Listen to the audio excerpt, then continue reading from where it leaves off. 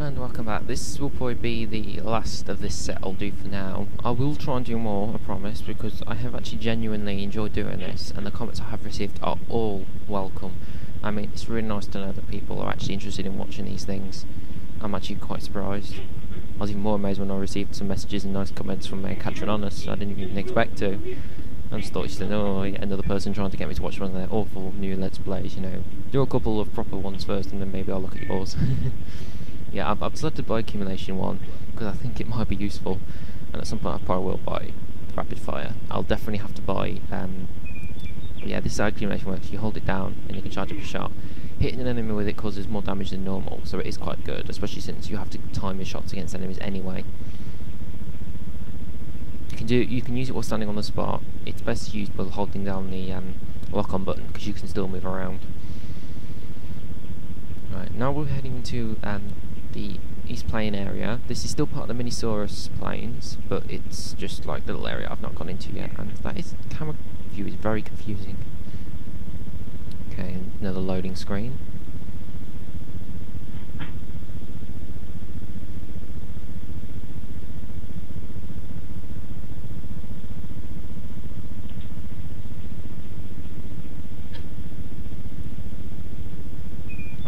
First thing to do is this is Lee's house. Yeah, actually the sound. I just want to up the sound a bit because I don't think you can actually hear it. I mean, I want you to hear a bit of the music. I don't want it to overflow over the voices or sound effects because I think they're important. But this is all automatic. This little bit. I can't jump on these stones. There are 3 of these areas: Lee's house, Lee's Stilly, and another area which is unnamed, Lee's cave. There's one in each of the home areas. Basically, every 10 cages, if you go to her, she'll unlock a brand new mini-game for you to play. And if you complete them, she will give you more energy. I don't mean she'll refill it, I mean she'll actually increase your life bar. You'll see in a minute. I'm going to try at least one of them this video. It's quite challenging actually. The first one is one amongst the hardest in my opinion. And you can't choose which ones you want to unlock. They are just, there's 10 of them and they come in a set order. So the first one is the roller coaster challenge. As you can see, there are a couple more, but they're all, you can't pick them. It's a roller coaster challenge. Now the interesting thing about the roller coaster challenge is, anyone who's, I think it's an exact copy, or at least the design is, of a level which we've seen before. I think it used to be part of a level in the Dreamcast and probably the N64 version is called The Top of the World. I don't know if the design is exactly the same, but it looks a lot the same to me. The starting bit is completely different and the ending is different as well. But obviously that level's different. That the top of the world doesn't exist anymore, and so what they did was they took this out and they used it as a mini game.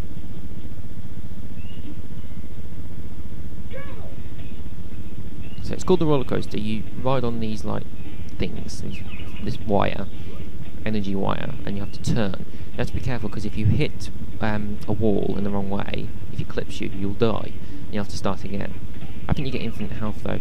The problem is you've got to get all these red lumps. You have to pick them up. It's not about getting to the end in the fastest time. You have to actually basically pick up every single red lump, else you won't get the energy boost. So you might as well just kill yourself if you miss them. This part gets really hard. And I hit the tree. I hit the tree even though I think I was doing well. I think there are 20 red lumps. You have to basically pick up every single one of them. It's just basically working out the best time to turn and whatnot.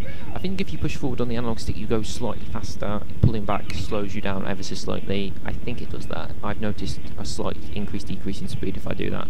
Maybe it's just my imagination. I got that one. This is why it takes me quite a few turns to get this done right, because it can be very tedious. It's very hard to actually see what's coming up. A lot of it's just remembering and memory, and I took completely the wrong way that time. That bit always confuses me, because you've got to turn a specific way, and I always tend to turn the wrong way.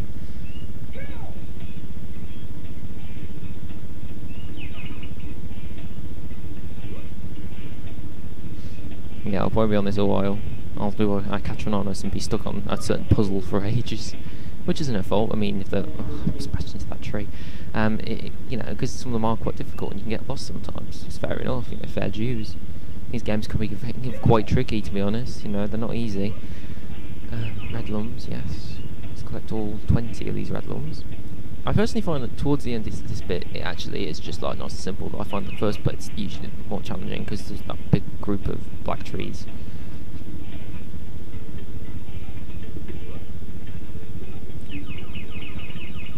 Yeah, you also have infinite health on this, by the way, these mini games. Apart from maybe one or two of them, but you generally have infinite health because you can't die. I always turn away from those lasers because I don't want them to hit me. I don't know if they can. Always turn left slightly, keep turning, turn again, don't hit anything. Make sure you pick up the red lumps. Trust me, hit one of those walls in the wrong way and you will die. Get that, turn. This is probably even worse for you because the YouTube quality of the video probably even makes it even harder to look at. Burning your eyes out. It's awful resolution. And I only have one more to get. This one's just the last one and I should be able to get it. Yes, that's it. See, if I didn't get them all, she would just say, you know, try again. I don't know if you noticed my health bar's gone up slightly. So I now have more energy to play with. No, I don't want to play this again. I'm going into that portal and leaving this place.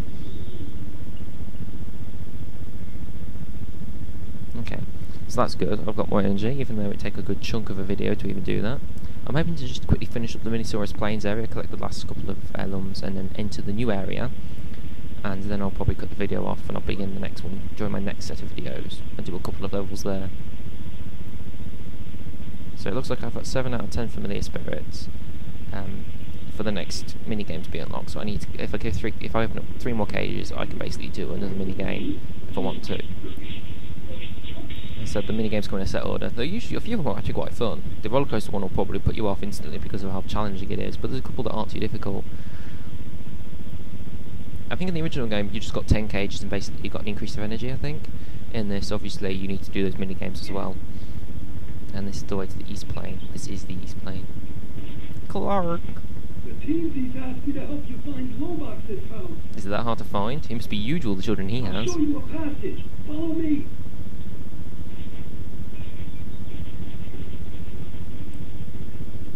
I love the fact that Clark is on our side. Imagine if he wasn't. Jesus. Sorry. Had to kind of clear my throat a bit there. Right. Well, there are only a couple more yellow lumps to get in this area. I think they are all in this little area. So it shouldn't be too hard to find them all. And I still love the music for this area the most. Ah yeah, Globalist children playing about. They're so cute. Right, this little bit is a little pirate holding cell. We have to hit one of those temporary switches again. Run in as fast as possible. Get those yellow lumps. Dash back out. You can just make it. I don't know if what happens if you get stuck in there, if you just die, basically, and you respawn outside. I'm not sure. But you have to do that to get those yellow lumps. As long as you're quick enough, you should be able to get them. And I think there's, yeah, 2 more down on the edge of here. And that does it. As you can see, Yahoo's every single time. I think he collects either all the lumps or everything in the level. I think he will Yahoo for you, to tell you. Anyone who's played Spyro, Spyro 2 and Spyro 3 had something like that, where if you collect everything, you'll get things up saying, you know, that everything you collect, like the orbs and the gems, will pop up on the screen in nice shine letters, and you'll get little triumphant trumpets saying you've won, completed the level. No, I wouldn't want to get in the way of your charges. Clark is great. Yeah, don't run off so fast. Right, I'll enter this new area, and then I'll finish it up. This is the second home world, if you like, the second area of the game, all part of the frontier. This is Globox's house, even though it's not all his house, but his house features in it. And I'm going to save the game, obviously. And after a save, so obviously we'll probably, when I start back up, you'll see this next little bit again. What we're going to see now.